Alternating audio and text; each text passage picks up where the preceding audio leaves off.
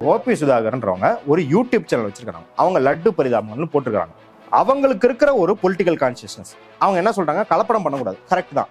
ஆனா இந்த ஒட்டுமொத்த கான்வர்சேஷன் எப்படி இருக்கு அப்படின்றது கார்த்திக் சூர்யாவுக்கு தெரியாதா? கான்வர்சேஷன் எப்படி இருக்கு அப்படின்னா, கலப்படத்தை தாண்டி மாட்டுக்கறி தின்பவர்களையும் அசைவத்தை தின்பவர்களையும் ரொம்ப ஏளனம் செய்யும். அதாவது இந்த ட்ரோல் போடுறாங்க, நம்ம அவங்களை எதுவும் ஆதரிச்சு பேசல. அதாவது ட்ரோல்னா மாட்டுக்கொழுப்பு கலந்துட்டாங்க, என்னடா வெஜிடேரியன் சொன்னீங்க இப்படி சாப்பிட்றீங்க அப்படிங்கிறது வந்து அந்த ட்ரோல் அதை பேசல.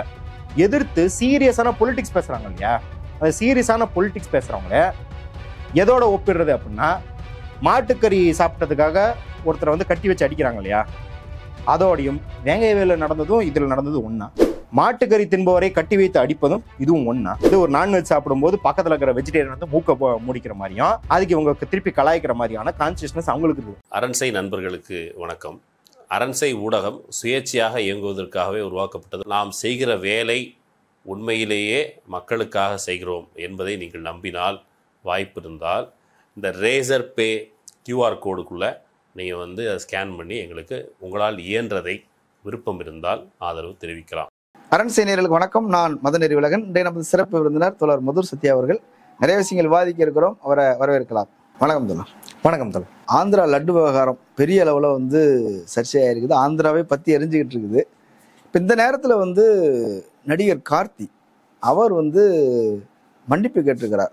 நான் வெங்கடாஜலபதி பக்தன், நான் வந்து தவறாக எதுவும் பேச மாட்டேன், என்னை மன்னிச்சிருங்கன்னு பவன் கல்யாண்கிட்ட வந்து மன்னிப்பு கேட்டுக்கிறார். ஏற்கனவே பவன் கல்யாண் கண்டிச்சிருந்தார் இல்லையா, அதுக்கு மன்னிப்பு கேட்டுக்கிறார். என்ன இந்த அளவுக்கு மன்னிப்பு கேட்கணுங்கிற அளவுக்கு என்ன தேவை வந்தது? முதல்ல அவருக்கு 2 நாள்ல படம் ரிலீஸ் ஆகுது. அந்த படத்தின் இதை காப்பாற்றணும். நம்ம ஏற்கனவே ரஜினிகாந்த் வந்து குசேலனுக்கு பண்ணதை நம்ம பார்த்துருக்கோம். தெரியும், குசேலன் வந்து ரஜினிகாந்த் படமே கிடையாது. அது பசுபதியின் படத்துல ரஜினிகாந்த் வந்து கடைசி ஒரு 18-20 நிமிஷம் வருவார், நடுவில் அங்கங்க வருவார். அதற்கே அவர் வந்து கர்நாடகத்தில் இருக்கவங்கள்ட்ட மன்னிப்பு கேட்டார். காவிரி விஷயத்துல நான் வந்து கொஞ்சம் ஓவரா பேசிட்டேன், நான் வந்து தமிழக மக்களின் நலன் கொண்டு தான் பேசணும் இல்லையா, உங்களுக்கு எதிராக பேசணும்னு பேசலாம் மன்னிப்பு கேட்டார் ரஜினி. அது தொடர்ச்சியாக நம்ம தமிழ் நடிகர்கள் பண்றதா பார்க்குறோம். வீராவேசமா எல்லாம் ஸ்டேஜில் ஏறி பேசுவாங்க, அப்புறம் போய் முதலமைச்சர்கள் காலில் விழுவதும், படம் ரிலீஸுக்காக என்னென்ன வேணாலும் பேசி மன்னிப்பு கேட்கறதும், விழா எடுக்கிறதுமே நம்ம பார்த்துருக்குறோம். அதெல்லாம் வந்து நடக்கிறது தான். ஆனால் இந்த இடத்துல என்ன ரொம்ப உறுத்தலாக இருக்குது அப்படின்னா 2 விஷயம். ஒன்று, கார்த்தி அதுக்கு எகெயின்ஸ்டாக பேசவே கிடையாது. லட்டு பற்றி ஒரு கண்ணா லட்டு திங்க ஆசையான அவரோட சிறுத்தை படத்தில் ஒரு வசனம் வரும். அதனால அங்கே தொகுப்பாளன் என்ன பண்ணுறாங்கன்னா, லட்டை பற்றி என்ன சொல்கிறீங்க அப்படின்னு கேட்கும்போது கார்த்தி என்ன சொல்கிறாரு, அது சென்சிட்டிவான விஷயம், பேச வேணாம் தான் சொல்றாரு. அவர் லட்டை கலாய்க்கவும் இல்லை, லட்டுல கலப்படம் பண்ணதை வந்து ஆதரிச்சும் பேசல, எதிர்த்தும் பேசல, லட்டை பத்தி என்கிட்ட கேட்காதீங்கன்றாரு. இப்ப எப்படி ரஜினிகிட்ட வந்து உதயநிதி வந்து துணை முதலமைச்சர் ஆவாரா அப்படின்னு கேட்டபோது அதை பத்தி என்கிட்ட கேட்காதீங்க, அதுக்கு எனக்கு சம்மந்தம் இல்லைன்னு சொன்னாரோ, அதே போலதான் எனக்கும் லட்டுக்கு சம்மந்தம் இல்லை, இதை பத்தி கேட்காதீங்கன்னு சொன்னதுக்கே பவன் கல்யாண் மிரட்டுறாரு. நீங்க அந்த பத்திரிகையாளர் சந்திப்பை பார்த்திருப்பீங்க. அவர் என்ன சொல்றாருன்னா, ஐ டேர் யூ நாட்டுங்கிறாரு. அதாவது நீ இதை செய்யக்கூடாது, உனக்கு இந்த தைரியம் எங்க இருந்து வந்ததுன்னு கேட்கிறாரு. அதாவது என்னது, எகென்ஸ்டா பேசுறதில்ல, அதை பத்தி நான் பேச மாட்டேன்னு சொல்றதுக்கு உனக்கு எங்க தைரியம் வந்துச்சு? லட்டை பத்தி கேட்டா ஆமா கலப்படம் செஞ்சுட்டாங்க, சனாதன தர்மத்தை காப்பாத்தணும், நீ வந்து கத்தி கூப்பாடு போடணும், அப்படி பண்ணாம நான் பேச முடியாது அப்படின்னு சொல்றதுக்கு உனக்கு எங்க இருந்து தைரியம் வந்ததுன்னு கேட்கிறாரு பவன் கல்யாண். இப்ப அந்த அளவுக்கு கையை முறுக்கும் அளவுக்கு இவங்க வந்து இந்த சனாதன தர்ம அப்படிங்கிற பேர்ல இந்துத்துவ பிரச்சாரத்தை கையில் எடுத்துக்கிறாங்க. நீங்க அது வந்து போட்டி, இப்ப யார் வந்து இருக்கலே பெரிய இந்துத்துவ வெறியனா இருக்கிறாங்க அப்படிங்கிறதுல ஒரு பெரிய போட்டி. இந்த பவன் கல்யாண் 2019 கம்யூனிஸ்ட் கட்சி கூட வந்து கூட்டணி வச்சவர், அம்பேத்கரை பத்தி பேசினவர். அப்பெல்லாம் நம்ம வந்து அவருக்கு ஃபயர் விட்டுருக்கோம். எப்படி வந்து இளைய தளபதி விஜய் வந்து அம்பேத்கர் பெரியார் காமராஜரை படிங்கன்னு சொன்னாரோ, அதே போல இவரும் பேசியிருக்காரு. அம்பேத்கரை நான் படிச்சதுக்கு அப்புறம் தான் எனக்கு வந்து சோஷியல் கான்சியஸ்னஸே வந்துச்சு, நான் சென்னையில வந்து சில நாள் வளர்ந்தேன், அதனால எனக்கு நான் வந்து அம்பேத்கரை படிச்சிருக்கேன், பெரியாரை படிச்சிருக்கேன் அப்படிலாம் ட்வீட்லாம் கூட போட்டிருக்காரு, இன்டர்வியூல சொல்லியிருக்காரு. அப்பெல்லாம் நம்ம ஃபயர் விட்டோம். அப்போ வந்து கம்யூனிஸ்ட் கட்சியோட இணக்கமாக தான் இருந்தாரு. இவரு இப்ப எந்த நிலைமைக்கு வந்திருக்காரு அப்படின்னா, சனாதன தர்மம். இப்ப நிறைய பேர் இந்து மத பக்தர்களா இருப்பாங்க.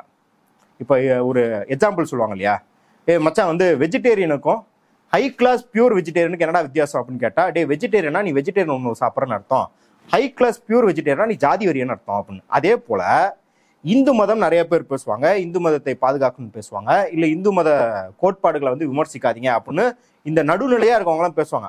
ஆனா எப்ப ஒருத்தர் சனாதன தர்மா அப்படிங்கிற சொல்லாடலை பயன்படுத்துறாரோ, அவர் எந்த பக்கத்துல நின்று பேசுறாரு நம்மளுக்கு தெரியும். இல்ல, அவர் என்ன சொல்றாரு, இப்போ திருப்பதி கோயில் மட்டுமல்ல, எல்லா கோயில்களையும் இதை கண்காணிக்கிறதுக்கான ஒரு அமைப்பு வேணும். கோயில் பிரசாதம் என்பது ரொம்ப புனிதமானது, பக்தர்கள் வந்து ரொம்ப விரதம் இருந்து கோயிலுக்கு வரக்கூடியவர்கள், அதில் போய் கலப்படம் பண்ணியிருக்கிறாங்க, அதுலேயும் மாட்டு கொழுப்பு, பன்றி கொழுப்பு, மீன் கொழுப்பு கலப்படம் நடந்திருக்குது அப்படின்னு சொன்னா இப்போ இதை வந்து கண்காணிக்கிறது ஒரு அமைப்பு வேணும், சனாதன தர்ம ரக்ஷனான்னு ஒரு அமைப்பை உருவாக்கி இதெல்லாம் கண்காணிக்கணும்னு சொல்றாரு. அதுதான் வேலை வெட்டி இல்லாத பையனுங்க தான் இதை இப்படி யோசிப்பானுங்க அப்படின்றேன். ஏன்னா கலப்படம் அப்படிங்கிறது எல்லா பொருளும் நடக்குதா? கலப்படம் அப்படிங்கிறது எல்லா பொருளும் நடக்குது. இன்ன வரைக்கும் ஏதாவது கலப்படத்தை பத்தி நீ பேசியிருக்கியா? இன்ன வரைக்கும் எதை பத்தியும் பேசினதில்ல. கலப்படம்ன்றதை தாண்டி அவங்க ஊர்லயே இப்ப ரேஷன் கடைக்கான ஏகப்பட்ட பிரச்சனைகள் இருந்தது.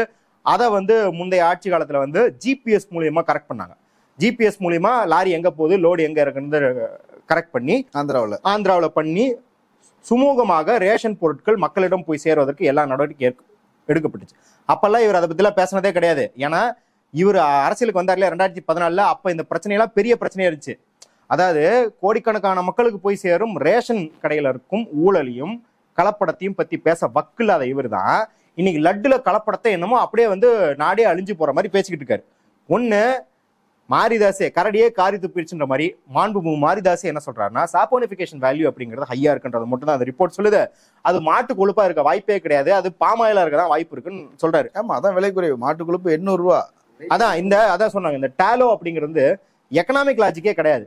இதுல எவனாச்சும் வந்து ஒருத்தன் வந்து தெரிஞ்சே இவங்களை புண்படுத்தணும்னு வேணா கலக்கலாம் முடிய, இதுல காசு சேமிக்கலாம்னு எவனுமே கலக்க முடியாது. ஏன்னா இதை பல கோடி ரூபாய்க்கு வியாபாரம் பண்றவன் இதை ஒரு வேலையா செய்ய முடியாது. இதுல வந்து ஒரு எக்கனாமிக் லாபமே கிடையாது. நீங்க வந்து ஆட்டுக்கறிக்கு பதிலா நீங்க வந்து வேற ஏதாவது கறி போடலாம். ஆனா சிக்கனுக்கு பதிலாக யாராவது மாட்டுக்கறியை போடுவாங்களா? ஏன்னா ரெண்டும் ஒரே ரேட்டு. சில சமயம் மாட்டுக்கறி சிக்கனோட ஜாஸ்தி தான், இப்பவும் ஜாஸ்தி தான். அப்படி இருக்கும்போது இந்த ரேட் டிஃபரன்ஸ்லேயே உங்களுக்கு எக்கனாமிக் லாஜிக்கே கிடையாது. அப்படின்னும் போது இதை எடுத்துக்கொண்டு அந்த ஆள் என்ன பண்றாரு அப்படின்னா, சந்திரபாபு நாயுடுக்கே போட்டி. ஏன்னா சந்திரபாபு நாயுடுக்கு ஒரு செக்யுலர் இமேஜ் தேவைப்படுது. அந்த ஆளே எதுக்கு இந்த விஷயத்தை கையில் எடுக்கிறாருன்னா, ஜெகன்மோகன் ரெட்டிக்கு ஒரு கிறிஸ்டியன் பின்புலம் இருக்குது. உண்மைதானே? உண்மைதான், அந்த பின்புலம் இருக்குது. அதை எப்படி இந்த விநாயகர் சதுர்த்தியில வந்து ஜோசப் விஜய் நிரூபிக்கிறாரு அப்படின்னு இங்க இருக்கிற சங்கிகள் கூப்பாடு போட்ட மாதிரி அங்க புது சங்கியா உருவாகிற சந்திரபாபு நாயுடு அதை சொல்லாமல், சந்திரபாபு நாயுடு பாருங்க ஜெகன்மோகன் ரெட்டி கிறிஸ்டியன் அதனால நடந்ததுன்னு சொல்லவே கிடையாது. ஆனா பிஜேபி சொல்லிட்டு பிஜேபி சொல்லுவாரு. அதான் திருப்பதியில வந்து கிறிஸ்தவ மத பிரச்சாரம் இவர் கரெக்டா பால் போடுறாங்க, அவர் பிஜேபி தரப்பினர் அடிக்கிறாங்க அப்படின்ற மாதிரி சந்திரபாபு நாயுடு அந்த வேலையை பார்த்துக்கிட்டு இருக்காரு. இப்ப என்ன பண்றாரு, விவேக் காமெடி ஒண்ணு இருக்கும். மாப்பிள்ளைன்ற படத்துல வந்து விவேக் இவங்க காமெடி, தனுஷ் காமெடி இருக்கும். ஃபாலோ பண்ணிட்டு போவாரு விவேக் பைக்ல. பக்கத்துல பார்த்தா தனுஷ் ஓவர்டேக் பண்ணி போய்கிட்டு இருப்பாரு. அவர் வந்து சரவணா என்னடா என்னையே ஓவர்டேக் பண்ணி போற அப்படின்ற மாதிரி பாப்பார் இல்லையா? அந்த மாதிரி சந்திரபாபு நாயுடு பிஜேபியின் இணக்கத்துக்கு அவர் ஒரு மூவ் பண்ணா இவர் வந்து 8 அடி பாயிறாரு. அதுதான் ஏன் அப்படின்னா, இவருக்கான அரசியல் அடித்தளம் இருக்கு இல்லையா? இவர் கண்டதையும் பேசிக்கிட்டு இருக்காரு. முதல்ல இவர் வந்து தன்னை சேகுவாராவா வந்து சித்தரிச்சுக்கிட்டாரு. அதே போல முடிய வச்சுக்கிட்டு தாடியை வச்சு புரட்சியாளரா ஒரு மழையில வந்து நின்று பேசுற ஒரு போட்டோ இருக்கும். அது வந்து இவரு பின்னாடி இருந்து போட்டோ எடுப்பாங்க. அந்த ஸ்டேஜ் பின்னாடில இருந்து ஒரு போட்டோ எடுத்துருப்பாங்க. சீமான். ஆமா கரெக்ட். 3 போட்டோவும் பாத்தீங்கன்னா அந்த காலத்துல அந்த மீம் வந்து ரொம்ப ஃபேமஸ். ஆந்திராவில் சீமான் தான் பவன் கல்யாணா. பவன் கல்யாண் பின்னாடி இருந்து எடுத்த போட்டோ எடுத்திருப்பாங்க. 1950களில் வந்து சேகுவராவோட ஒரு போட்டோ. அதுக்கப்புறம் இப்ப வந்து 2000களில் வந்து சீமான் பேசின போட்டோ. 3 இப்படி போடுவாங்க. இது வந்து 2018-19 ரொம்ப ஃபேமஸான ஒரு போட்டோ. இதை பார்த்துட்டு நிறைய காலேஜ் பசங்க ஆந்திராவிலும் சரி தமிழ்நாட்டிலும் சரி ஃபயர் அவுட் ஆகும், ஏகப்பட்ட பேர் இருப்பாங்க. இப்படி பேசிக்கிட்டு இருந்தவர் பிஜேபிக்கு போறாரு, பிஜேபில இருந்து வெளியே வர்றாரு, திருப்பி சந்திரபாபு நாயுடுவோட இணைறாரு. எப்பயுமே நம்ம ராமதாஸ் சொல்லுவார் இல்லையா, அதிமுகவோட கூட்டணி வைப்பது வந்து ஏதோ பண்ற மாதிரிலாம் வந்து வக்கரமா சொல்லுவார் இல்லையா? அந்த அளவுக்கு வீரியமா பேசுறவரு. சிவப்பு துண்டை போட்டுட்டு இருக்கவரு.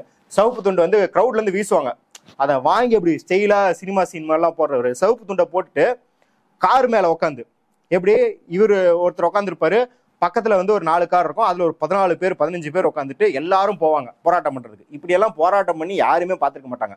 இந்த மாதிரி சினிமா தன்மையோட கோர்ட்டுக்கு விசாரணைக்கு அழைச்ச போது கூட பஸ்ல வந்து மேல சேர் போட்டு அது மேல கால் போட்டு எல்லாம் போனாரு. ஆமா, அதாவது இது ரொம்ப சினிமா தன்மையாக ஒரு மக்கள் தலைவன் அப்படின்னு காட்டிக்கிறதுக்காக எல்லா வேலையும் பார்த்தவரு. இன்னைக்கு அந்த அரசியல்ல நீ எப்படி இடதுசாரின்னு பேசிக்கிட்டு இருப்ப? மோடியோட போய் கை கோத்துட்டு சனாதன தர்மம்லாம் பேசிக்கிட்டு எப்படி? அப்ப அதனால என்ன பண்றாரு, இங்க ஆளுநர் ரவி என்ன அரசியலை கையில் எடுக்கிறாரோ, மோடி என்ன கையில அரசியல் எடுக்கிறாரோ அதே என்ன கையில் எடுப்பாங்கன்னா தொடப்பத்தை கையில் எடுப்பாங்க. இன்னைக்கு அவர் தேவஸ்தானத்துக்கு போய் என்ன பண்றாருன்னா, தண்ணியை ஊத்துங்கடா அப்படின்னு சொல்லிட்டு இவர் எல்லாத்தையும் கூட்டிகிட்டு இருக்காரு. ஏன்னா 11 நாள் விரதம் இருந்து இந்த பாவத்தை கழிக்கிறாராம். முதல்ல ஒரு பாராளுமன்றத்துல பங்கு வகிக்கிற ஒரு கட்சி, மக்களால் தேர்ந்தெடுக்கப்பட்ட ஒரு கட்சியா இருக்கிறீங்க அப்படின்னு இருக்கும்போது இவ்வளவு ஒரு மூட நம்பிக்கையான பிராக்டிஸை வந்து முன் வச்சு ஒரு கொள்கையாவே பண்றீங்க அப்படின்றதே மக்களுக்கு பெரிய பெரிய துரோகம். ஒரு அரசியல் கட்சி, ஆளுங்கட்சி, கூட்டணி கட்சி இப்படி எல்லாம் நீங்க அரசியலமைப்பு சாஸ்திரத்தின்படியே என்னன்னு உறுதிமொழி எடுத்திருக்கீங்கன்னா சயின்டிபிக் டெம்பர், அறிவியல் பூர்வமான சிந்தனையை வளர்த்துவோம். நீங்க உங்க தனி மனித ரீதியாக நீங்க வெங்கடாச்சலபதிக்கு பக்தரா இருங்க, நீங்க வந்து ராமருக்கு பக்தரா இருங்க, யாருக்கு வேணாலும் இருங்க. ஆனா ஒரு அரசியல் கட்சியாக 11 நாள் எல்லாரும் விரதம் இருக்க போறோம்.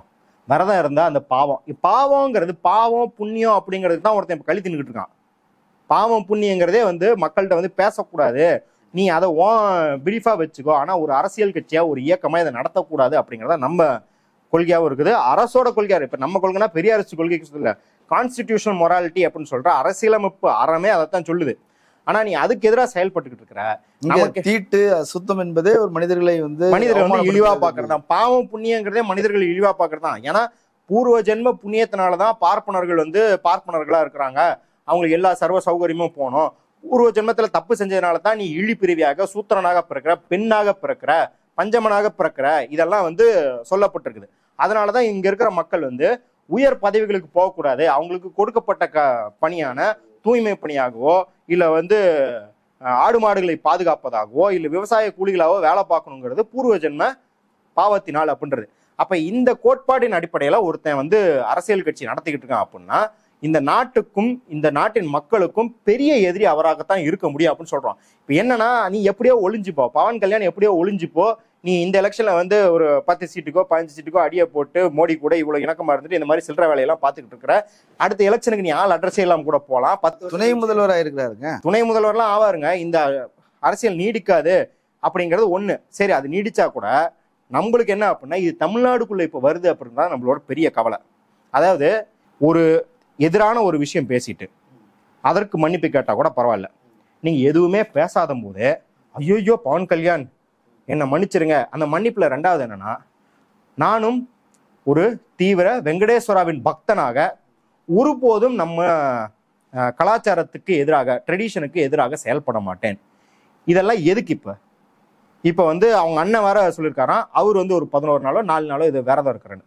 இதெல்லாம் வந்து ஒரு அரசியலா, இதெல்லாம் வந்து ஒரு பரிகாரமா, இதெல்லாம் வந்து ஒரு நடவடிக்கையா, மன்னிப்பா? இதெல்லாம் கொஞ்சம் கூட உங்களுக்கு முதுகெலும்பே இருக்காதா? அவன் சக நடிகன் தானே, எல்லாரும் ஒரே தட்டில் தான் நடிச்சிட்டு இருக்கிறீங்க. என்னமோ அவர் வந்து ஒரு ஹாலிவுட்லயே வந்து ஒரு 30 வருஷம் 40 வருஷம் கொட்டையை போட்டு இந்தியாவில நடிச்சு ஜப்பான்ல நடிச்சுன்னு இப்படி சர்வதேச நடிகரா இருந்து நீங்க ஏதோ ரொம்ப சின்ன ரோல்ல நடிச்சிட்டு இருக்கவங்கள எல்லாம் சரிசமமான இடத்துல இருக்கீங்க. நான் என்ன சொல்றேன்னா, இல்ல நான் கேட்கறது என்னன்னா, இப்போ சிரஞ்சீவி படமோ அல்லது வந்து பவன் கல்யாண் படமோ தமிழ்நாட்டில் பெருசா ஓட போறது இல்லை, டப்பிங் பண்ணா கூட பெருசா ஓட போறது இல்லை. ஆனா கார்த்திக் படமோ சூர்யா படமோ ஆந்திராவில் பெரிய அளவில் ஓடுது, ஆந்திராவிலையும் சரி தெலுங்கானாவிலையும் சரி பெரிய அளவில் ஓடுது. அப்படின்னும் போது அவங்க அனுசரிச்சு போய் தானே ஆகணும். அனுசரிச்சு போறதுன்றது வேறங்க, அனுசரிச்சு போறதுங்கிறது வேற. அதுக்காக நீங்க தவறே செய்யாதவருக்கு சரி ஒரு மன்னிப்பும் கேட்குறீங்க. ஆனா நீங்க அதுக்கு விரதம் இருப்பேன் அப்படின்னு சொல்றது எந்த அளவுக்கு நீங்க சுயமரியாதை இழந்து நீங்க பணம் சம்பாதிக்கிறீங்க? நான் என்ன கேட்கறேன், இப்ப சொல்லாதவனுக்கு மன்னிப்பு கேட்க சொல்றாரு, நீங்க கேட்குறீங்க. ஆந்திராவில் படம் ஓடணுங்கிறதுக்காக ரொம்ப இழிவாக ஒரு செயலை உங்களை செய்ய சொல்றாரு. நான் வந்து ரொம்ப கற்பனைக்கு ரொம்ப வக்கரமாலாம் சொல்ல, ஆந்திராவுக்கு வந்து என் காலில் விழுந்துட்டு போடா பப்ளிக்லன்னு சொல்றாரு. போய் விழுவீங்களா? அப்ப நம்ம சொல்ல முடியுமா, ஏங்க இணங்கி தானே போனோம், ஆந்திராவில் பிஸ்னஸ் நடக்குது அப்படிங்கிறதுனால உங்களுக்கு எந்த அளவுக்கு நீங்க இறங்கி போவீங்க? சரி, இப்ப பிஸ்னஸ்க்கு அது நான் பிஸ்னஸ்க்கே எதிருங்கிறேன். நீங்க இந்த அளவுக்கு தரம் தாழ்ந்து போய் நீங்க வந்து மண்டிட்டு மன்னிப்பு கேட்டுட்டு இருந்தீங்கன்னா உங்களுக்கு இங்க இருக்கிற ரசிகர்கள் என்ன சொல்லுவாங்க? இதுதான் நிரந்தரம். நீங்க அதுக்காக ஆந்திரால ஒரு படம் ரிலீஸ் ஆகணும், 2-3 நாளைக்கு படத்துக்கு ரிலீஸ் ஆகணும் அப்படின்றதுனால நீங்க இந்த அளவுக்கு தரம் தாழ்ந்து போறீங்கன்னா நீங்க வேணா இன்னைக்கு வேணா ஆந்திரா ரசிகர்களை இது பண்ணிருக்கலாம். ஆனா 10 வருஷம் கழிச்சு பார்த்தா ஆந்திரா ரசிகர்களே உங்களை காரிதான் துப்புவாங்க. ஏன்னா இந்த அளவுக்கு இறங்கி போயிருக்கிற. ஏன்னா இன்னைக்கு என்னவோ வந்து ஆந்திரால அவங்க வந்து ஒரு இந்துத்துவ முயற்சி எடுக்கிறாங்க, ஆந்திராவே வந்து காவியமயமாக்க பாக்குறாங்க, ஆந்திரால இருக்கிற இந்துக்களுக்கு எதிராக பேசுறாங்க, பயங்கரமான பொய் செய்திகள் கட்டவிழ்த்தப்பட்டிருக்கு. ஆனா ஒட்டுமொத்த ஆந்திராவுமே பவன் கல்யாண் பக்கமா நிக்குது. சரிங்களா? எவ்வளவு தரம் தாழ்ந்து போவீங்க அப்படின்றத இங்க மேட்ரு. இப்ப நம்ம என்ன கேட்கறோம்னா, வெளியே இருந்து பெரிய புரட்சியாளர்கள் நீங்க பேச தேவையில்ல. நீங்க வந்து ஒரு கம்யூனிஸ்ட் கட்சி ஆட்களோ இல்லது பெரியாரிய திராவிட இயக்கத்தாரோ கிடையாதுங்கிறது எல்லாருக்கும் தெரியும். நம்ம எல்லா நடிகர்களுக்குமே வைக்கிற அளவுகோல் யாருன்னா பிரகாஷ் ராஜ் இப்ப கிடையாது. ஃபர்ஸ்ட் பவன் கல்யாண் ட்வீட் போட்ட போதே நீ கலப்படத்தை பத்தி பேசு, அதை பத்தி யாரும் கேட்கல, நீ எதுக்கு இப்ப மத ரீதியாக கலவரத்தை தூண்ட பாக்குற அப்படின்னு பவன் கல்யாணம் கேட்டார். பவன் கல்யாண் செம்ம டென்ஷனேட்டர். பிரகாஷ் ராஜ் உன்னை யாரை கேட்டா இதெல்லாம் அப்படின்னு பிரகாஷ் ராஜ்கிட்ட மேல வந்து பாயிறாரு அவரு. அந்த அளவுக்கு கூட உனக்கு வந்து முதுகெலும்பு கிடையாது. ஏன் பிரகாஷ் ராஜுக்கு வந்து பல மாநிலங்கள் வந்து பிசினஸ் இல்லையா? உங்களை விட அதிகமா எல்லா மாநிலத்திலும் அங்கீகரிக்கப்படுறவர் பிரகாஷ் ராஜ். எல்லா மொழிகள்லயும் எல்லா மொழி படத்துலயும் அவர் பெரிய பெரிய விருதுகளை வாங்கியிருக்கிறாரு. அவர் எல்லா மொழியினரும் அவங்களோட மொழி சார்ந்தவராக தான் பாக்குறாங்க. இப்ப தமிழ்நாட்டுல பிரகாஷ் ராஜ் யாராவது கன்னடன்னு பாக்குறாங்களா? அவர் வந்து செல்லம் ஐ லவ் யூ அப்படின்றதுல தான் பாக்குறாங்க. எல்லா மொழியும் கற்றுக்கொண்டவர். அவரே டப்பிங் பண்ணணும்னு ஏன் கலைஞருக்கு வேஷம் போட்ட போது கூட வேற யாரையாச்சும் வச்சு டப்பிங் பண்ணிருக்கலாம். இருந்தாலும் உட்காந்து தானே டப்பிங் பண்ணணும்னு தமிழை கத்துக்கிட்டு தூய தமிழ்ல பேசவும் கத்துக்கிட்டவர். அந்த அளவுக்கு எல்லா மொழிக்கும் எல்லா இனங்களுக்கும் மரியாதை தரும் ஒரு நடிகரும் கூட. அவரால் துணிச்சலா பேச முடியுது. இன்னைக்கும் அவர் வந்து படத்துல நடிச்சுதான் இருக்கிறாரு. நேஷனல் அவார்டு கொடுக்கணும்னு பல ரோலுக்கு அவர் சொல்றாங்க. அந்த அளவுக்கு நடிக்கிறாரு. ஆனா நீங்க என்ன பண்றீங்கன்னா போய் மண்டி போடுறீங்க மன்னிப்பு கேட்டு. சரி, நீங்க பிரகாஷ் ராஜ் வேணாம், அவர் வந்து பெரிய அரசியல் இதா உருவாகிட்டாரு. கௌரி லங்கேஷோட நெருங்கிய நண்பர்ன்ற முறையில அவர் அரசியல் ஈர்க்கப்பட்டாரு. அவருக்கு ஒரு வரலாறு இருக்குன்னு வச்சுப்போம். கோபி சுதாகர் யாரு? கோபி சுதாகர்ன்றவங்க ஒரு யூடியூப் சேனல் வச்சிருக்காங்க. அவங்க லட்டு பரிதாபங்கள்னு போட்டிருக்காங்க. அவங்களுக்கு இருக்கிற ஒரு பொலிட்டிக்கல் கான்சியஸ்னஸ். அவங்க என்ன சொல்றாங்க, கலப்படம் பண்ணக்கூடாது. கரெக்ட் தான். ஆனா இந்த ஒட்டுமொத்த கான்வர்சேஷன் எப்படி இருக்கு அப்படின்றது கார்த்திக் சூர்யாவுக்கு தெரியாதா? கான்வர்சேஷன் எப்படி இருக்கு அப்படின்னா, இது கலப்படத்தை தாண்டி மாட்டுக்கறி தின்பவர்களையும் அசைவத்தை தின்பவர்களையும் ரொம்ப ஏளனம் செய்யும். அதாவது இந்த ட்ரோல் போடுறாங்க, நம்ம அவங்களை எதுவும் ஆதரிச்சு பேசல. அதாவது ட்ரோல்னா மாட்டு கொழுப்பு கலந்துட்டாங்க, என்னடா வெஜிடேரியன் சொன்னீங்க இப்படி சாப்பிட்றீங்க அப்படிங்கிறது வந்து அந்த ட்ரோல் அதை பேசல. எதிர்த்து சீரியஸான பொலிட்டிக்ஸ் பேசுறாங்க இல்லையா? அந்த சீரியஸான பொலிட்டிக்ஸ் பேசுறவங்கள எதோட ஒப்பிடுறது அப்படின்னா, மாட்டுக்கறி சாப்பிட்டதுக்காக ஒருத்தரை வந்து கட்டி வச்சு அடிக்கிறாங்க இல்லையா, அதோடையும் சில இடங்கள் இன்னும் வேங்கை வயலோடையும். வேங்கை வயலில் நடந்ததும் இதில் நடந்ததும் ஒன்னா? மாட்டுக்கறி தின்பவரை கட்டி வைத்து அடிப்பதும் இதுவும் ஒன்னா? இது போன்ற கம்பேரிசன்கள் இருக்கும்போது என்னமோ மாட்டுக்கறி கொழுப்பு கலந்ததுங்கிறது அடல்ட்ரேஷன். அது வந்து அவங்க புனிதத்தன்மையை வந்து கெடுக்குது. அதனால பக்தர்கள் வந்து காயப்பட்டிருக்கிறாங்க. கரெக்ட். ஆனா நீ அதுக்கு எதிர்வாதமா என்ன பண்ற? நீ அதற்கு எதிராக போராடாம இல்லை அதை பத்தி பேசாம இங்க கான்வர்சேஷன் நான்வெஜ் சாப்பிட்றவங்க எல்லாத்துக்கும் எதிராகும், குறிப்பாக மாட்டுக்கறி தின்பவர்களே இழிப்பிறவைகள்ன்ற ஒரு கான்வர்சேஷன்ல தான் இந்த நாடு போய்கிட்டு இருந்திருக்கு 10 வருஷம். அது இந்த லட்டு மேட்டருக்கு அப்புறம் தீவிரமா இன்டென்சிவ் ஆயிருக்கு அப்படின்னும் போது அந்த கான்சியஸ்னஸ் கோபி சுதாகருக்கு இருக்கு. அதாவது வந்து ஒரு நான்வெஜ் சாப்பிடும்போது பக்கத்துல இருக்கிற வெஜிடேரியன் வந்து மூக்க மூடிக்கிற மாதிரியும் அதுக்கு இவங்க திருப்பி கலாய்க்கிற மாதிரியான கான்சியஸ்னஸ் அவங்களுக்கு இருக்குது. உங்களுக்கு இவ்வளோ பெரிய நடிகர்களுக்கு எப்படி இல்லாம போச்சு? இத்தனைக்கும் நீங்க வந்து ஆரம்பத்துல இருந்து இந்த மதசார்புடைய படம் இந்துத்துவ படங்கள்லயே நாங்க நடிச்சுட்டு வரோம், நாங்க வந்து சாதி வெறி பிடிச்ச படங்கள்லயே மட்டும்தான் நடிக்கிறோம் அப்படின்றது கிடையாது. நீங்க மெட்ராஸ் தொடங்கி ஜெய்பீம் வரைக்கும் எல்லா முற்போக்கு இயக்குநர்கள் கூடயும் இயங்கிருக்கிறீங்க. அந்த கதைகளை நீங்க படிச்சிருக்கிறீங்க, அந்த பின்புலத்தை நீங்க பார்த்துருக்கிறீங்க, அந்த மக்களோட வழி என்னன்னு தெரியும், அது உங்க படத்துல பதிவு செஞ்சிருக்கிறீங்க.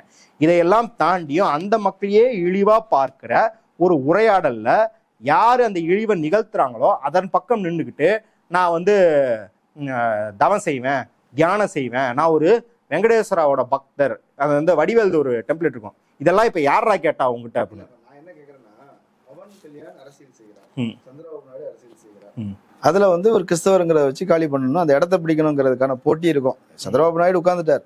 ஆனா ஜெகன்மோகன் ரெட்டியோட இடத்த எதிர்கட்சி அல்லது ஆளுங்கட்சி இடத்த பிடிக்கிறதுக்கான போட்டி இருக்குது. ரைட்டு. ஆனா ஆந்திர மக்களே வந்து திருப்பதி கோயில் அப்படிங்கிறது ரொம்ப சென்டிமெண்டா நினைக்கக்கூடியவர்கள். அப்போ இப்போ நமக்காவது முருகன் கோயில்னா 6 படை வீடு இருக்குதுன்னு இருக்குது. இனி எத்தனை அம்மன் கோயில்னாலும் அது தனித்தனியா இருக்குது. ஆனா சென்ட்ரலைஸ்டு ஒரு நிறுவனம் அப்படின்ற வகையில ரொம்ப சென்சிட்டிவ். அதை வந்து பவன் கல்யாண் கிளப்பி விட்டுட்டார். பவன் கல்யாண் மேல அவருக்கு பயம் இல்லை. ஆந்திர மக்கள் நம்மளை வந்து நிராகரிச்சிடக்கூடாதுங்கிற ஒரு அச்ச உணர்வுல இருந்தது கூட அதை செஞ்சிருக்கலாம்ல. அதை தான் நான் முன்னாடியே சொன்னேன். பிரகாஷ்ராஜ் உதாரணம் எடுத்ததுக்கு காரணமே அதுதான். ஒரு வருஷத்துக்கு 10 தெலுங்கு படம் நடிக்கிற பிரகாஷ்ராஜுக்கு அந்த கவலை இல்லைன்னும் போது வருஷத்துல ஒரு படத்தை நீங்க வந்து பைலிங்குவலா ரிலீஸ் பண்றீங்க, இல்ல மிஞ்சி போனா 2 படத்தை ரிலீஸ் பண்றீங்க. இந்த பிசினஸ் அடி வாங்கணும்னு உங்களுக்கு இந்த அளவுக்கு குறைஞ்சு போறதுக்கான தேவை கிடையாது. இன்னொன்னு, நீங்க ஒன்னும் பாகுபலி மாதிரியோ இல்ல வந்து எந்திரன் மாதிரி 500 கோடி 600 கோடி போட்டு எடுத்த படம் இல்லை. இது சின்ன பட்ஜெட் படம். 96 டைரக்டர் எடுத்திருக்கிறாரு. அவர் வந்து சொல்லும் போதே சொல்றாரு, எனக்கு பெரிய பட்ஜெட்லாம் இல்லை, சின்ன பட்ஜெட்ல உணர்வு பூர்வமான மலையாள சினிமா மாதிரி மனிதர்களுக்கு இடையே இருக்கிற உணர்வுகளை பத்தி எடுக்கிற படம் தான் மெய்யழகன். மெய்யழகன் அந்த படம் பேரு.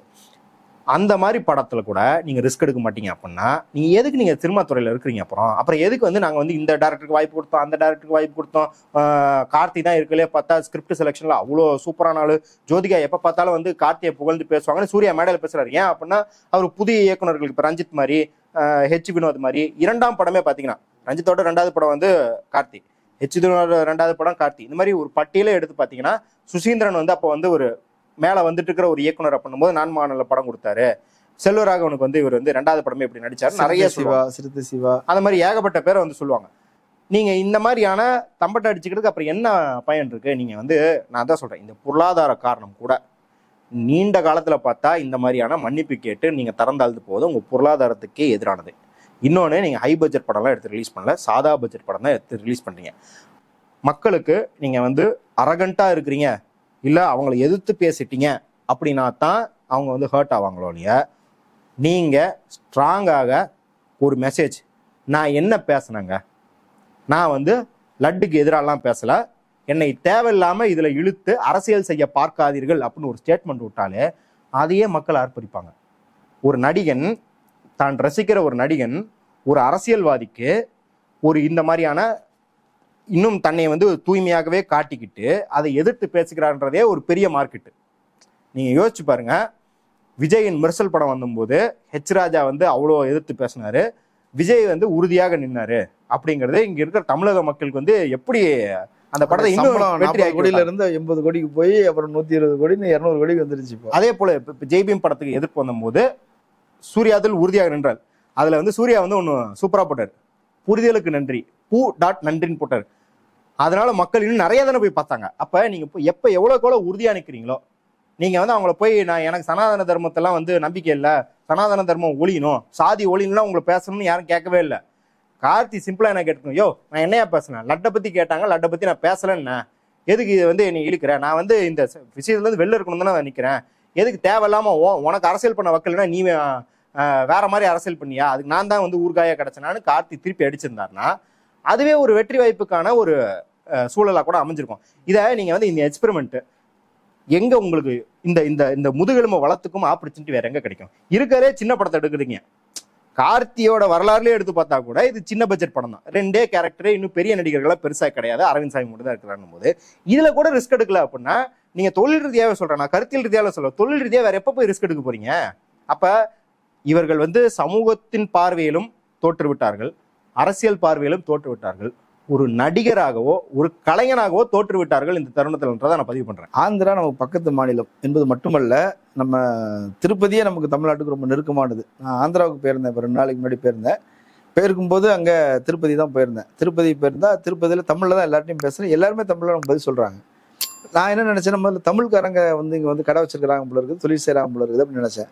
அப்புறம் பார்த்தா அவங்க தெலுங்கும் பேசுகிறாங்க. ஆக்சுவலாக அங்கே உள்ள அட்மாஸ்பியரே என்ன அப்படின்னா, எல்லாரும் தமிழும் பேசுறாங்க, எல்லாரும் தெலுங்கு பேசுறாங்க. தமிழ்காரங்களா தெலுங்குக்காரங்களா நமக்கு தெரியல. அந்த அளவுக்கு வந்து தமிழர்களோட அவங்க ரொம்ப அட்ராக்ட் பண்ணிட்டு இருக்கிறவங்களா இருக்கிறாங்க. பக்தர்கள்லையும் பெரும் பகுதி தமிழர்கள் போறாங்க. அதே ஆந்திரா, அதே திருப்பதி கோயில், அவங்க பக்கத்து மாநிலம். தமிழர்கள்ட்ட இங்க ட்ரோல் பண்ணிக்கிட்டு இருக்கிறாங்க, அங்க வந்து சென்சிட்டிவா அதை பேசிக்கிட்டே இருக்கிறாங்க, வேற மாதிரி பேசுறாங்க, ஐயோ ஐயோ ஐயோன்னு பேசுறாங்க. அங்க விரதம்லாம் இருக்கிறாங்க, பரிகாரம் செய்யறாங்க. சாயந்தரம் வந்து ஓம் நமோ நாராயணா சொல்லுங்கன்னா சொல்றாங்க, உட்காந்து சொல்லிட்டு இருக்கிறாங்க விளக்கேற்றி வச்சுக்கிட்டு. இங்க வந்து என்ன பண்ணிட்டு இருக்கிறாங்கன்னா ட்ரோல் பண்ணிட்டு இருக்கிறாங்க. மாரிதாஸே வந்து ஃபீல் பண்றாரு, இங்க வந்து எல்லாரும் கிண்டல் பண்ணிட்டு இருக்கிறாங்க அப்படின்ற மாதிரி சொல்றாரு. சோசியல் மீடியா முழுக்க முழுக்க பீஃப் லட்டுன்னு சொல்லி ட்ரெண்ட் பண்ணிட்டு இருக்கிறாங்க. இதை எப்படி புரிஞ்சுக்கிறது? லட்டுக்காய் இவ்வளோ என்னமோ வந்து கலப்படம் பண்ணிடுச்சு. இப்போ பீஃப் கலந்ததுதான் இவங்களுக்கு பிரச்சனை. இப்போ வந்து இவங்க ஆட்சி தான் நடக்குது. யாரு? சந்திரபாபு பவன் கல்யாண் ஆட்சி தான் நடக்குது. உள்ள பான் மசாலாவோ பாக்கெட்டோ இருந்துருக்குது. ஆமா ஆமா, புகையிலை பாக்கெட்டோட சதறியும் இருக்குது உள்ள இருக்குது. இதுக்காக வந்து போராட முடியுமா? பான் பராக் விற்கிறவங்க எல்லாம் வந்து சதி பண்றாங்க, லட்டுக்கு எதிராக சதி பண்றாங்க, அவங்க லட்டுல வந்து போதைப் பொருள் கலக்குறாங்க. இல்ல அப்படிங்களா உள்ள உருட்டுறாங்க. இல்ல அது பிராமின்ஸ் உருட்டுறாங்களோ நான் பிராமின்ஸ் உருட்டுறாங்களோ யார் உருட்டுறாங்களோ இதெல்லாம் ஒரு பிரச்சனைன்னு எடுத்துட்டு வந்து நாங்க வந்து நீ லட்டு இல்ல பீஃப் கலந்துட்டேன்னு பிரச்சனை பண்றியா, நாங்க வந்து லட்டுல பான் பராக் கலக்குறோம்னு பிரச்சனை பண்ணுவோமா? அதான் இது வந்து எப்படின்னா, ஒன்றை எதிர்க்க வேண்டும் அப்படின்னா அது தேவையே இல்லாத பிரச்சனை தான் நாங்க எதிர்க்கிற மொழியா. ஒரு சுகாதார பிரச்சனை, ஒரு நிர்வாக பிரச்சனைன்னு பார்க்கணும். ஏன்னா அப்படி வந்து எங்க பான் பராக்கு பீஃப் அப்படிங்கிற மாதிரி இங்க ஒரு ஆள் பேச கிளம்பியிருக்காரு. ப்ராஜெக்ட் என்ன அப்படின்னா, அங்க ராமர்னா இங்க முருகர், பெருமாள்னா இங்க வந்து முருகர், பெருமாளை சொன்னா இங்க மதிக்க மதிக்க மாட்டாங்க மாட்டாங்க அப்படின்னு முருகன் போயிட்டாரு. முருகர்கிட்ட ஒருத்தர் வந்து பஞ்சாமிரத்துல வந்து என்ன கலக்குறாங்க, கருத்தடை மாத்திரை கலக்குறாங்க. அந்த ஆளுக்கு கருத்தடை மேல அப்படி என்னத்தான் பிரச்சனைன்னு தெரியல. அவங்க ஊர்ல யாருக்கும் குழந்தை பிறக்கலன்னு எதுவும் வந்து கவலைப்பட்டாங்களா என்னன்னு தெரியல. திரௌபதி படத்துல வந்து சானிட்டரி நாப்கின் யூஸ் பண்ணதுல இருந்து குழந்தை பிறக்கிறது தடையாகி போச்சு. ஏன்னா அதுல வந்து கருத்தடை ஏதோ சாதனங்கள் வைக்கிறாங்களோ இல்ல அந்த பொருள் தயாரிக்கிறாங்களா, தயாரிக்கும் பொருள்ல ஏதோ திரவியம் கலக்குறாங்களோ, அந்த மாதிரி ஏதோ ஒரு கட்டுக்கதையில வந்து குழந்தை பெற்றதே நின்று போயிடுது அப்படின்னும்.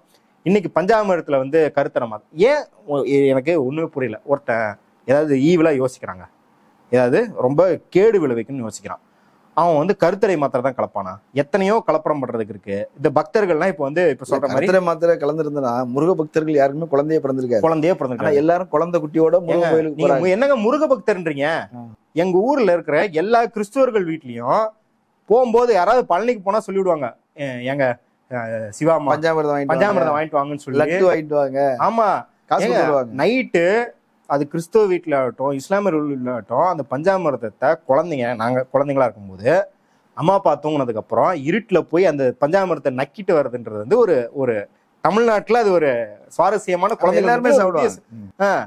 இல்ல நான் சொல்றேன், இது வந்து தமிழ்நாட்டின் கலாச்சாரத்தோட ஒரு ஒன்றி இருக்கிற பஞ்சாமிரதம் ஆகட்டும் இல்ல வந்து அதிரசம் ஆகட்டும். ஸ்ரீரங்கெல்லாம் போனா அதிரசம் முறுக்கு சீடையெல்லாம் வாங்கிட்டு வருவாங்க. இஸ்லாமியர்கள் பலர் லட்டு வாங்கி சாப்பிடுறது. ஆமா, ஏங்க தூத்துக்குடி போனா மக்ரோன் வாங்குறது, பழனி போனா பஞ்சாமிர்தம் வாங்குறது, திருநெல்வேலி போனா அல்வா வாங்கிட்டு வருது அப்படிங்கிறது. பழனி பஞ்சாமிர்தங்கிறது வந்து ஒரு டெலிகசி மாதிரி, அது பக்தியை தாண்டி அது ஒரு உணவுப் பொருளாகும். அது வந்து ஒரு பயங்கரமான, ஏன்னா அது வந்து யூனிக் டேஸ்ட் இருக்கும். பழனி பஞ்சாமிர்தம்னா உங்களுக்கு வந்து தனியா டேஸ்ட் தெரியும் அப்படிங்கிறது. அதுல கருத்தடை மாத்திரைகள்லாம் போட்டிருந்தா இந்நேரத்துக்கு வந்து தமிழ்நாட்டுல வந்து நீங்க சொன்ன மாதிரி ஏகப்பட்ட குழந்தைகள் பிறக்க முடியாம போயிருக்கும். அது ஒரு பெரிய கேஸ் ஆயிருக்கும். எவ்வளவோ வந்து இதுக்காக நடவடிக்கை எடுத்திருப்பாங்க. அதனால வந்து இப்படி பொய் பரப்பை தெரிஞ்சனாலதான் இன்னைக்கு அவர் கழித்திங்கிறாரு. நம்ம ஏற்கனவே சொல்றோம், டிஃபரன்ஸை பாருங்க. இங்க கலப்படம்னு பேசினா ஜெயில் உனக்கு, இங்க பாவம் புண்ணியம்னு ஸ்டூடெண்ட்ஸ் பேசினா ஜெயில் உனக்கு. ஆனா அதே அந்த மாநிலத்துல இதெல்லாம் பேசுற துணை முதல்வர் துணை இதுதான் இங்க வித்தியாசம். இந்த வித்தியாசம் தான் ஏன் அப்படிங்கறத நம்ம சொல்றோம். இது போராட்டத்தின் விளைவு அப்படின்னு சொல்றோம். இது இந்த ட்ரோல் பண்றதே விட்டுருவோம். நிறைய டிவி சேனல்கள் மாம்பழத்துல இருக்கிற கோயில்ல போய் பேட்டி எடுத்துக்கிறாங்க. அங்க பயங்கரமான பக்தர்களை கூட அந்த அளவுக்கு ஹர்ட் ஆன மாதிரிலாம் பேசல. இன்னும் சொல்ல போனா பார்ப்பனர்களை கூட அந்த அளவுக்கு ஹர்ட் ஆகி எல்லாம் பேசல. இப்ப நீங்க வந்து ஆந்திராவில் இருக்கவங்க, வட இந்தியாவில் இருக்க பார்ப்பனர்கள்லாம் நிறைய பேர் வந்து கொந்தளிச்சு ஐயோ இது தேசத்துக்கே வந்து இழிவுன்ற அளவுக்கு பேசிக்கிட்டு இருக்காங்க. இங்க போய் பேட்டி எடுக்கிற எல்லாரும் பாத்தீங்கன்னா அது என்னமோ சொல்றாங்கங்க, அது வந்து அப்படியே பார்த்தா கூட சாப்பிட்ற எங்களுக்கு பாவம் கிடையாது, கலந்து அவங்களுக்கு தான் பாவம் அப்படிங்கிற மாதிரி ரொம்ப அதுல இருந்து ஒரு தொலைவாதான் மக்கள் பாக்குறாங்க. பெருசா வருத்தப்பட்ட மாதிரி. நான் என்ன சொல்றேன்னா, இந்த ட்ரோல் பண்றவங்க இல்ல நாத்திகர்கள், கடவுள் மறுப்பாளர்கள்னு சொல்றவங்க, திராவிடம் அவங்க எல்லாமே விட்டுருங்க. ரொம்ப மிகுந்த கடவுள் பக்தி இருக்கவங்களே பெரிய அலட்டிகள்லாம் கிடையாது. கோயில்ல சாமி கும்பிட்டு வரும்போதே பேசுறாங்க. ஏன்னா இங்க ஒரு 100 வருடமாக போராட்டத்தின் விளைவு என்ன அப்படின்னா, இங்க எல்லாம் நினைச்சுக்கிறாங்க இப்ப பெரியாரி அம்மன் அப்படின்னா இது கடவுள் மறுப்பு, எல்லாரும் கடவுள் மறுப்பாயிரும். ஒருத்தன் எவனாவது வந்து கோயில் போனா பாரு இதுதான் பெரியாரி மண்ணு கேட்கறது, ஒருத்தன் அளவு குத்திட்டா இதுதான் பெரியாரி மண்ணு கேட்கறது. இந்த மாதிரி முட்டாள்தனமா இருக்கிறனாலதான் இந்த மண் ஏன் இப்படி இருக்கு அப்படிங்கிறத புரிஞ்சுக்க முடியல. பெரியாரி அம்மன் அப்படிங்கிறது separation of state and religion. அதாவது நீங்க அரசு கட்டுப்பாட்டில இருந்து நீங்க வந்து மதத்தை விடுவிக்க வேண்டும். அதாவது அரசு கட்டுப்பாட்டில இருந்து மதத்தைங்கிறத விட மதம் அரசின் நடவடிக்கைகள் தலையிடக்கூடாது அப்படிங்கிறதும், மக்களோட பொது வாழ்க்கையில மதம் எந்த அளவுக்கு தாக்கம் செலுத்துது அப்படிங்கிறது. நான் பொது வாழ்க்கைன்னு சொல்றேன், திருப்பியும் தனி மனித வாழ்க்கையில அவங்க எவ்வளோ பெரிய பிற்போக்குவாதியா இருப்பாங்க, மூட நம்பிக்கையை நம்புகிறா இருப்பாங்க. ஆனா பொது வாழ்க்கைன்னு வந்துட்டா மதம் மக்களை எந்த அளவுக்கு ஆட்டி படைக்கிறது அப்படிங்கிறது தமிழ்நாட்டுல குறைவாக இருப்பதுக்கு காரணம் ஒரு 100 வருஷமா அதுக்காக போராடி இருக்கிறோம். அதன் விளைவுதான் இது. உடனே மக்கள் நாத்திகர் ஆயிடுவாங்க, மக்கள் வந்து விநாயகர் சிலையை போட்டு உடைப்பாங்க, மக்கள் வந்து யாராச்சும் வந்து விபூதி வச்சுட்டா நேரம் ஏறி தண்ணியை போட்டு தொடச்சு விட்டுருவாங்க அப்படின்றது கிடையாது. இந்த மாதிரி கார்ட்டூன் தனமாக முற்போக்கு அரசியலை புரிஞ்சுக்காம பண்பளவுல எப்படி மாறி இருக்குது, அதுல குறைகளும் இருக்கும், அதுல நிறைகளும் இருக்கும். ஏன் இப்ப நம்மளே கூட வந்து பார்த்திருக்கீங்க, இந்த அரசு ஒரு விழா எடுத்தும் போது, முருகனுக்குன்னு ஒரு விழா எடுத்தும் போது அரசு இதை நடத்தக்கூடாது அப்படின்னு கண்டிச்சு கூட்டம் நடத்திருக்கோம். அதுக்கு அரசும் செவிசாய்ச்சிருக்குது. இந்த மாதிரியான கொடுக்கல் வாங்கல் இருக்கும், அரசு சில இடத்துல மீறும், அதையெல்லாம் நடக்குது. என் ஜெயலலிதா ஆட்சி இருந்தபோது பல சட்டங்கள் கொண்டு வரப்பட்டது. இங்க இருக்கிற இயக்கங்கள் ஏற்று போறோம்னா அந்த சட்டங்கள்லாம் பின்வாங்கப்பட்டுச்சு. அதனால வந்து இப்ப ஜெயலலிதா ஆட்சி வந்து திராவிட ஆட்சி இல்லையா, இல்ல வந்து திராவிட மண்ணில் அது நடக்கலையா அப்படின்னு கேட்டா அதற்கு எதிர்ப்பு எழுந்ததும் இதே மண்ணில் தான், அவங்களை பின்வாங்க வச்சதும் இதே மண் தான், அவங்களை தோற்கடிச்சதும் இதே மண் தான் அப்படிங்கிறத புரிஞ்சுக்கணும். இன்னைக்கும் பொது வெளியில நீங்க வந்து மதவாதமா பேசிட்டு எல்லாரும் திருப்பி சொல்றேன், தனி மனிதாவோ திரைமறைவாவோ மதவாதமா இருக்கலாம். ஆனா பொது வெளியில மதவாதம் பேசினால் உங்கள் அரசியல் இங்கு எடுப்படாது அப்படிங்கிறதுக்கு காரணம் 100 வருஷமா இங்க செய்த அரசியல் எங்க பெருசு இதுக்கான அடித்தளத்தை போட்டு போயிருக்குதுன்னு எங்களால வந்து திமிராகவே சொல்ல முடியும். அது வந்து கடவுள் முற்பாளர்கள் முற்போக்காளர்களுக்கு நலன் கொடுத்ததை விட பக்தர்களை பாதுகாப்பாகவும் பக்தர்கள் அவர்கள் வாழ்க்கையில் தேவையற்றதை போட்டு குழப்பிக் கொள்ளாமல் தேவையற்றதில் தங்களை நுழைத்து கொண்டு கலவரத்துக்கோ எதற்கோ ஆளாகாமல் சுமூகமாக அவர்கள் வாழ்க்கையை வாழ இது உதவி இருக்கிறது. அதனால நீங்க முற்போக்காளர்கள் செத்து போனா கூட பரவாயில்லன்னு கூட நினைச்சுக்கோங்க. பக்தர்களாகிய நீங்களே நலமாக இருக்கணும்னா பொது வாழ்க்கை உங்களுதுல தடையிடக்கூடாது. இல்லை நீங்க போய் பொது வாழ்க்கையில சிக்கி சின்னாபனம் ஆகணும்னா கூட தமிழ்நாடு அரசியல் தான் உங்களுக்கான அரசியல் அப்படிங்கிறதை புரிந்து கொள்ள வேண்டும்ன்றதான். நிறைய கருத்துக்கள் சொல்லியிருக்கிறீங்க, ரொம்ப பயனுள்ளதாக இருந்தது. கலந்து கொண்ட கருத்துக்களை பயனுள்ள நன்றி. நேரில் மற்றொரு விருந்தினரோடு மீண்டும் சந்திக்கலாம். நன்றி.